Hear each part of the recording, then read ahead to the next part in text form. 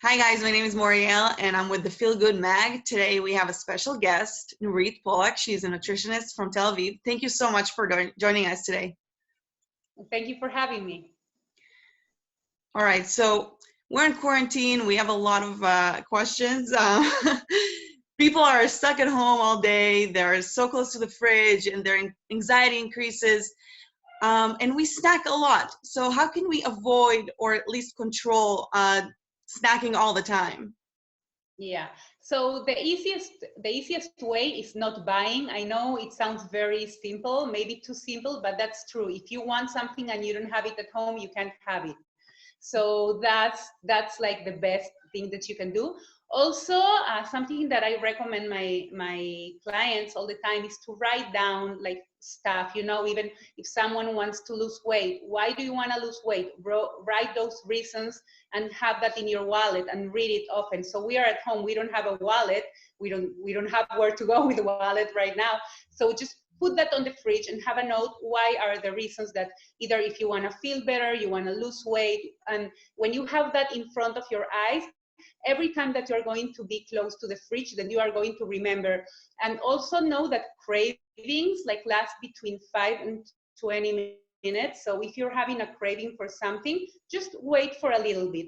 Wait and see if you really want that, or it's like you are bored, or maybe drink a glass of water. Sometimes we are thirsty and we can translate that in our body that we are hungry, but we are really thirsty. And sometimes we forget to drink water. So that's really, really important. And also, the moment that we are going to have less junk food and less sweets, then our body remembers. So the less you have of those snacks, the less your body will want them. Oh, okay. Those are good tips. Also, a lot of people are consuming alcoholic beverages. I don't blame them. I know it makes the quarantine more fun. But how do you regulate your alcohol consumption? Like, what amount of alcohol do you recommend per day or per week, if at all? Well, it depends. As I always say, one size never fits all. So it depends. Like if you are having some digestive distress or some immune problems, then I would avoid it like completely. Mhm. For someone that is feeling okay, I would say like 1 glass a day maximum. But I understand that people are drinking more, and I see it also. I'm working with my clients now online, and they are like sometimes like I really want to drink, I really want chocolate. So again, planning ahead is super important. The moment that you are having also healthier foods, your body will ask less about the alcohol. And also alcohol acts in our body like sugar, so it will give you more cravings. So having a glass of beer or of wine is like our body will translate it as sugar as well. So it's good to Yeah, remember that. yeah, that's true. So if And we're, also something that I want to say, that usually like alcohol is something that we drink slowly. So sometimes what I recommend is like to have a drink that you can drink slowly, because water we drink fast. Well, tea we drink slow, but it's, or coffee or something, we drink it. It's hot, so we cannot drink it Mhm. fast anyway. Yeah. But two things that I really like to recommend for people that like the feeling of having like an alcoholic beverage. One is to have like soda water with sparkling water with a little bit of apple cider vinegar. It will remind a little bit of like the feeling of having cava. Oh, Uh, that's and good to know. something else, you can put like a splash of lemon or something. And something else that I really, and I drink it myself and I love it, is to put in the blender about a liter of water and add 1 apple and 1 or 2 lemons, like with like all the lemon without the skin, but not the juice, the lemon itself, Mhm. and 1 tablespoon of coconut oil. And it reminds like like a cocktail. It's really, Cocktail, really nice. yeah. But drink slowly, and it can be, instead, like if you want alcohol, try that, and maybe it will be your next drink. And it's also healthy. Like it sounds Yeah, healthy. yeah. And it's super tasty. The apple lemon coconut oil, I drink it, and it's really good. And you can add Nice. mint or cinnamon or anything that you like. Oh, that's a good idea because it's like a cocktail and without the alcohol, Yeah, so it's not bad and not a lot of yeah. sugar. All right. So also, if we're talking about healthy foods, in general, not even in quarantine, just in general, what kind of food should be in your daily and weekly diet in general?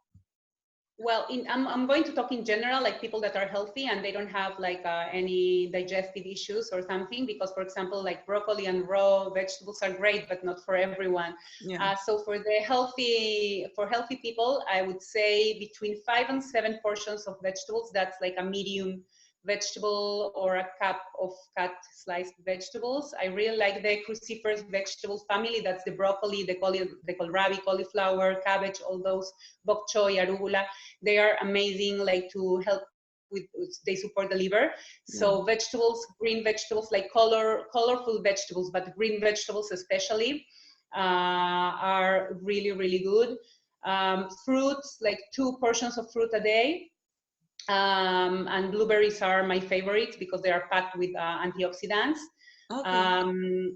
It depends if you are eating animal protein or not. I'm not a big fan of having a lot of animal protein. I really like the vegetarian proteins, like having beans and legumes and quinoa, all those, like they're considered grains, but they're actually seeds. I prefer quinoa and green buckwheat instead of rice, but if you like rice, then brown rice is okay. Also red rice. Black rice is amazing, that it's not actually a rice, but it's also very good. And if you have white rice, basmati white rice is the one that doesn't give you like a big sugar spike in your blood. Drinking water is super important. Fermented foods like sauerkraut, kimchi, they are great. They are full of probiotics. Nuts and seeds, people forget about those sometimes. Raw, like unsalted, and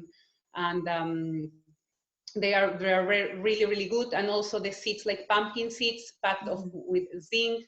The Brazil nuts, 2 Brazil nuts a day, give us a lot of selenium, which is a very important mineral that we need for thyroid health and for many other things. And just have a colorful diet. I always think, sometimes I even ask people to like draw like a rainbow of colors, and at the end of the days, or at the end of the day or 2 days, just check if you had all those colors. And sometimes we are eating a lot of I don't know, like red, because we eat tomatoes, but then we don't have anything orange, and then we know, oh, I need to add like a sweet potato or I don't know, an orange or something. So it's very important to have a colorful diet, because every color protects us from different diseases. So that's very important to remember. Wow, I've never heard of that. And healthy oils, of course, avocado, olive oil, good quality olive oil, extra virgin, of course, and with acidity no more than 0.4, even 0.3 is better. And you will see it written in the bottle. And also the nuts that I mentioned are healthy fats. And if you eat fish, then sardines are the best. People here in Israel, especially, people eat a lot of tuna. And tuna is a big fish that accumulates a lot of toxins, especially mercury. It's a big fish that lives for a long time. And that's why I always recommend, if you like sardines, sardines are much better than tuna, because it's a small fish that doesn't accumulate a lot of toxin through its life, and you know, it's smaller, so it's a healthier option for tuna. And salmon is also okay. I wish we would have like wild caught, but we don't. So once a week, salmon is also fine. Okay, yeah, I love salmon. And I also love tuna. Oh, sorry. I love tuna though. It sucks. Oh, I know. Yeah. Something that I want to add about the protein, that people are very scared, like when they go, like they stop having like animal protein, they are scared of protein. They're always talking about that. And something to know is that if you mix like a, for example, a grain and a legume, then you will have a full protein. You have all the amino acids that form a protein. So for example, if you have like a majadra, you know, rice with lentils, you have a full protein. So that's something that yeah, I heard lentils are amazing with that. Yeah, they are. Yeah. They are. So what kind of food, and this is I know this is a tough question, but what kind of food will be tasty and healthy and will keep me full for a few hours so I won't need to like snack in between? Do you know anything like that?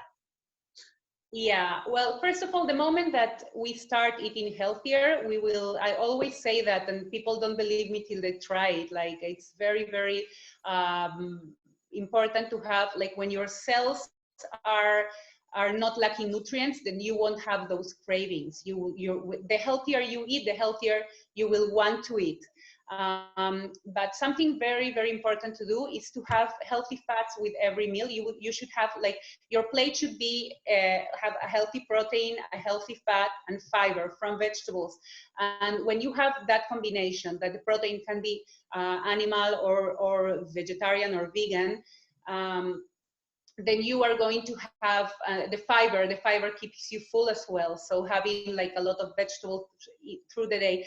But if you want a snack, I always say people have a fruit as a snack, and it's okay sometimes. But for some people, a fruit makes you hungrier because you are having something sweet, and that your cell is asking you for more sweet after that. So I always say try to have it with, although fruit is digested better by itself, I always recommend for people that have cravings to add a little bit of healthy fat or something like, for example, nuts or tahini or something that has a little bit of protein and a little bit of fat.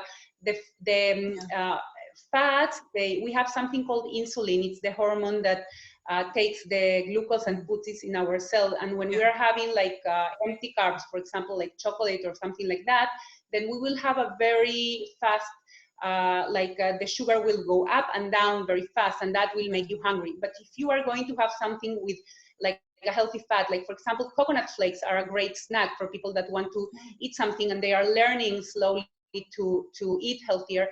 Then coconut flakes, they are like healthy fats that they will keep you fuller for longer because you won't have that spike in insulin and in sugar. Therefore, if you are having, for example, nuts, seeds, avocado, or you are having some raw vegetables with a little bit of quinoa or almond butter, those kind of things that are fat-based, like healthy fats. I'm not talking about chips and that kind of fats, but the healthy fats, then that will keep you fuller for a longer time. And we've been taught for many, many years that fats are bad for us. But what's bad for us is sugar and fats. Healthy fats are really, really healthy, important for our brain and for everything, hormones. And so that's something that we should not be scared of fats. It's proven that if we have healthy fats with every meal, we won't need to be snacking all the time. Yeah, and it will keep us full longer. Yeah. Okay. Awesome. Thank you so much for joining us today. And could people find you on social media, or do you have a website, or how can they find you? Yeah, well, my website is nuritpollack.com. That's NURIT POLLAK.com. And you can find me on Facebook and Instagram as Nurit Pollack Nutrition. Cool. Awesome. I'm sure a lot of people will want to talk to you after this. Thank you so much. Have a good day. With pleasure. You too. Bye. Bye.